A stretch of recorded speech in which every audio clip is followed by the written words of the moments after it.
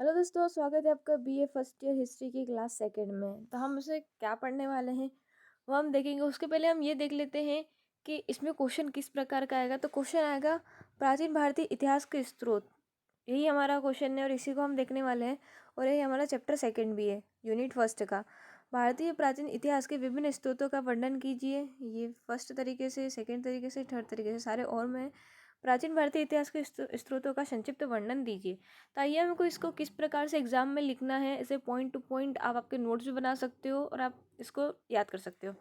भारतीय प्राचीन इतिहास जानने के साधन या स्रोत हम देख लेते क्या क्या होते हैं। इतिहास उन घटनाओं का विवरण देता है जो भूतकाल में हुई है। भाई इतिहास क्या अभी तो नहीं बना है ना, इतिहास तो जो पुराना जो घटित हुआ है उसी का विवरण देता है। महत्वपूर्ण तत्वों को चुनकर अतीत का पुनर्निर्माण करने को ही इतिहास कहते हैं। यह महत्वपूर्ण तत्व विभिन्न रूपों से प्राप्त होते हैं जिन्हें हम इतिहास के स्रोत कहते हैं। हमें कहाँ से पता चला उस चीज़ के बारे में हमें ये बताता है। प्राचीन भारतीय इतिहास पर प्रकाश डालने वाले स्रोतों का मुख्य रूप से दो भागों में बांट सकते हैं। कितने? दो। एक होता है साहित्यिक, एक होता है पुरातात्विक। साहित्य में देखते, साहित्य में हमारे से कि धार्मिक स्रोत, धार्मिक ग्रंथ हो गए, महाभारत, वेद, पुराण, वेदांत, उपनिषद, ये सारी चीज़ें, ठीक है। और फिर होता है बौद्ध धर्म के हो गए, जैन धर्म के हो गए, फिर और कुछ हमारे प्राचीन इतिहास जैसे कालिदास की रचनाएं हो गई, अर्थशास्त्र हो गया जो कौटिल्य के द्वारा लिखा गया है। आगे हम ये सारी चीज़ें पढ़ेंगे, आप बिल्कुल टेंशन मत लीजिएगा। आर्थिक साहित्य, धार्मिक साहित्य भारत में धार्मिक ग्रंथों में राजनीतिक, सामाजिक, सांस्कृतिक, आर्थिक एवं धार्मिक जीवन का वर्णन करते हैं। धार्मिक साहित्य में क्या मिलता है? राजनीतिक, सामाजिक, संस्कृति अथवा धार्मिक जीवन का क्या मिलता है? उनमें वर्णन मिलता है। जीवन के सभी विषयों पर इन ग्रंथों के विचार किए जाते हैं। यह धार्मिक साहित्य के विशेष रूप से तीन प्रकार के ब्राह्मण धर्म, बौद्ध धर्म और जैन धर्म होते हैं। मतलब धार्मिक साहित्य में भी कौन सा आता है? ब्राह्मण, बौद्ध और जैन, ठीक है। तो पहले हम पढ़ते हैं कि ब्राह्मण धर्म का साहित्य निम्नलिखित ग्रंथ उल्लेखनीय है। उसमें जैसे कि वेद, उपनिषद, महापुराण और स्मृति और सूत्र। फिर क्या होता है? चार वेद। देखो वेद कितने हैं? चार है। कौन सा? ऋग्वेद, सामवेद, यजुर्वेद और अथर्ववेद। ये चार आर्य के सामाजिक, धार्मिक, आध्यात्मिक जीवन पर प्रकाश डालते हैं। अब होता है वेदांग। ये क्या होता है? 6 प्रकार के होते हैं। शिक्षा, कल्प, व्याकरण, निरुक्त, छंद, यहाँ पे छंद आएगा, और ज्योतिष। इनका निर्माण वेदों को सरलता से पढ़ने के लिए किया गया है। वेदांग की रचना वेदों को सरल पढ़ने के लिए किया गया है। फिर होती है स्मृतियाँ। तो यह भी प्राचीन काल में संपूर्ण जीवन के विविध कार्यों के नियमों और निषेधों का वर्णन करती है। ये सामाजिक संगठन, नियम, प्रथा, रीति रिवाज कैसे थे, प्रथाएं कैसी थी, राजा प्रजा के संबंध कैसे थे आदि का क्या करती है? ज्ञान देती है हमें। फिर क्या होती है? पुराण। तो पुराण हमारे कितने हैं? 18 पुराण है। इनमें भारत के प्राचीनतम राज्यों और देवताओं का वर्णन है। विभिन्न राजवंशियों के साथ साथ इसमें शिशुनाग, नंद, मौर्य, शुंग आदि वंशों का भी विवरण मिलता है। तो 18 पुराण कितने हैं हमारे पास? 18 पुराण है। फिर होता है बौद्ध धर्म का साहित्य। तो उसमें आते हैं पिटक। पिटक में कौन होता है हमारे? इसमें 3 पिटक होते हैं। एक विनय पिटक होता है, सुत्त पिटक होता है, एक अभिधम्म पिटक होता है। इससे बौद्ध धर्म की जानकारी मिलती है। तो यहाँ पे विनय पिटक में बौद्ध साधु या ऐसा ही होगा, भिक्षुणियों के दैनिक जीवन से संबंधित है। और क्या होता है? सुत्त पिटक है ये। सुत्त पिटक में बौद्ध धर्म के उपदेश उदाहरण है और कथानक है। और अभिधम्म पिटक में बौद्ध धर्म का विवेचन, उत्तर व्याख्या और दर्शन के रूप में है। फिर होता है जातक ग्रंथ। जातक किसकी? बौद्ध धर्म की। और आगम किसकी है? जैन धर्म की। अच्छे से याद कर लेना, है ना।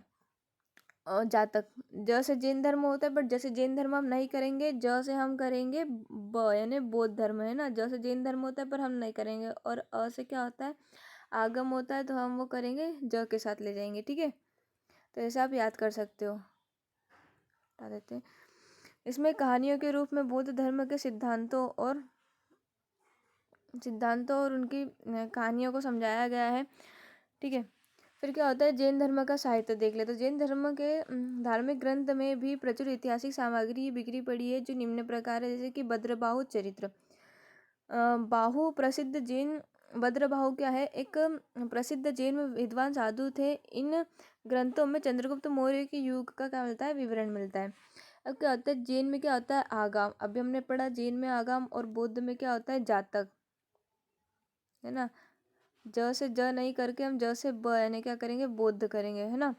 और क्या होता है, आगम। आगम किसको रिप्रेजेंट करेंगे, जैन। तो क्या हो जाएगा, आगम को जैन। इनमें प्रमुख स्थान भारी अंग का, बाहर के अंग का है। स्थान क्या होता है, बाहर, मतलब बाहर के अंग का है। इन अंगों में महावीर के सिद्धांत, जैन विषयों के आचार नियमों का उल्लेख, विविध प्रवचन, महावीर के जीवन और उनके कार्यों का बड़ी बात उल्लेखनीय है। व्याख्या ग्रंथ और टीका ग्रंथ, विधि जैन मुनियों और विविध जैन मुनियों और बुद्धियों के जीवन, जैन धर्म ग्रंथ पर संस्कृति के व्याख्या ग्रंथ और टीका ग्रंथ भी लिखे गए हैं। अब होता है धर्मनिरपेक्ष साहित्य। अब इसमें पढ़ेंगे हम अर्थशास्त्र, फिर राजतरंगिणी, फिर और भी सारी है, जैसे कि आगे हम देखेंगे कौन कौन सी है। अर्थशास्त्र, इस ग्रंथ की रचना, अर्थशास्त्र यहाँ पे ग्रंथ है। इस ग्रंथ की रचना किसने करी थी, चंद्रगुप्त मौर्य के प्रधानमंत्री थे चाणक्य, जिन्हें कौटिल्य, जिन्हें विष्णुगुप्त भी हम कहते हैं। अतः तत्कालीन शासन व्यवस्था पर इस ग्रंथ का व्यापक प्रकाश डालते हैं। राजनीतिक, कूटनीतिक, शासन प्रबंध पर यह कहना है कि अर्थशास्त्र में राजनीति की जानकारी दी गई। देखो, अर्थशास्त्र में अर्थशास्त्र नहीं मिलता, अर्थशास्त्र में हमें राजनीति की जानकारी मिलती है उस समय की। फिर आती है मुद्रा राक्षस, है ना, जो कि क्या करिए, इस नाटक की रचना विशाखा दत्त ने की थी। इसमें नंद राजा के पतन तथा चाणक्य द्वारा चंद्रगुप्त को राजा बनाया, जो राजा बनाया गया ना, उस चीज़ का उल्लेख है। फिर कालिदास की रचनाएं देखे हैं, तो कालिदास द्वारा रचित तत्कालीन संस्कृत एवं पर व्यापक प्रभाव पड़ा है, जैसे कि महाविकालमित्रम, ये उनकी एक बुक है। फिर हर्षचरित की रचना देते हैं, तो ये बाणभट्ट ने की थी। हर्षचरित की रचना किसने की थी, बाणभट्ट ने की थी। और इसमें हर्ष काल की प्रमुख घटनाओं का हमें क्या करता है, वर्णन मिलता है।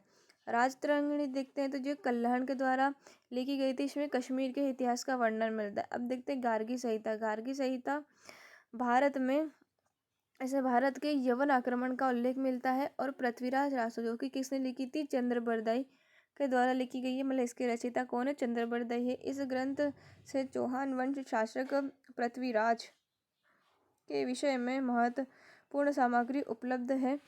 इसके साथ ही कुछ देखो, इसके साथ साथ क्या अपने देश के हो गए, पर विदेशी यात्रियों का भी विवरण मिलता है, क्योंकि वो समय समय पर क्या आए थे, कुछ राजाओं के काल में वो यहाँ पे आए थे, जिसमें नाम आता है फाहियान। बौद्ध धर्म के अध्ययन के लिए वह लगभग क्या होते 14 से 15 वर्ष तक भारत में भ्रमण करते। उनका भारत वर्ण गुप्त काल के इतिहास में अत्यंत उपयोगी है। अब हेवन सांग आया था, ये क्या होता है, यह बौद्ध चीनी यात्री ये क्या होता है 629 में लगभग भारत में आया था। वो लगभग 13 वर्ष तक क्या होता भारत में रहा था। मतलब क्या इसमें जो इसने उल्लेख करा है ना, वो हर्षवर्धन के युग के इतिहास को विशेष बताया इसने।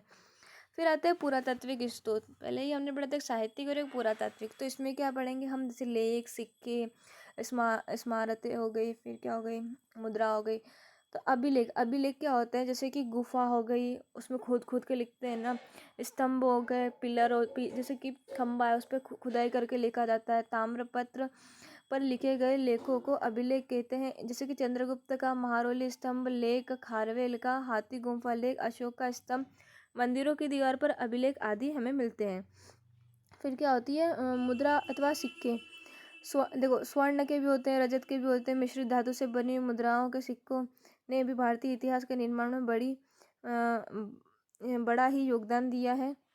फिर क्या होते हैं स्मारक। स्मारक क्या होते हैं, प्राचीन काल में ही देखो महल तो बनते थे, भवन बनते थे, जैसे गोल गुम्बद टाइप बनते थे, गोल गोल लंबा बनता था।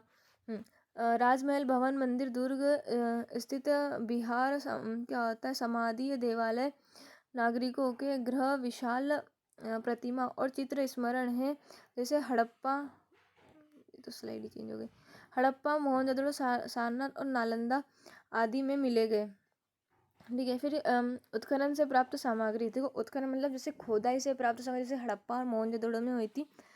पुरातात्विक विभाग एक विभाग था जो उसको खुदाई करवाता था। पूरा उसको बोलते हैं पुरातात्विक विभाग द्वारा कई स्थानों पर उल्लेखनीय कार्य मतलब किया जा रहा था। प्राचीन नगरों में या मंदिर के तट पर टीले, गुफाएं, खंडर और दुर्ग आदि में खुदाई करने के प्राचीन सामग्री प्राप्त हुई। उसमें विभिन्न प्रकार के, देखो क्या क्या मिल सकता है हमें, अस्त्र शस्त्र, उनके कंकाल मिलेंगे, फिर उनके मतलब जो क्या क्या बर्तन थे वो मिलेंगे, आभूषण मिलेंगे, श्रृंगार मिलेंगे, इसमें सॉरी तो चेंज हो गया, जैसे कि उपकरण, पाषाण, औजार मिलेंगे, दैनिक जीवन की अन्य व्यापारिक वस्तुएं, सिक्के, मनुष्य एवं पशुओं के कंकाल, अस्थियां आदि प्राप्त हुए हैं। तो यहाँ पे आपका लेक्चर होता है ख़त्म। और thank you so much for watching this video. और ही हम ऐसे आगे सीरीज़ को कंटिन्यू करते रहेंगे। हाँ, आज माना कि मैंने इस वीडियो में मेरी स्पेलिंग मिस्टेक बहुत थी, क्योंकि मैंने फटाफट में इसको मतलब टाइपिंग करा है, तो मैंने इतना ध्यान नहीं दिया। So sorry for this. पर आगे से ऐसा कुछ नहीं होगा, हम ध्यान रखेंगे। Thank you.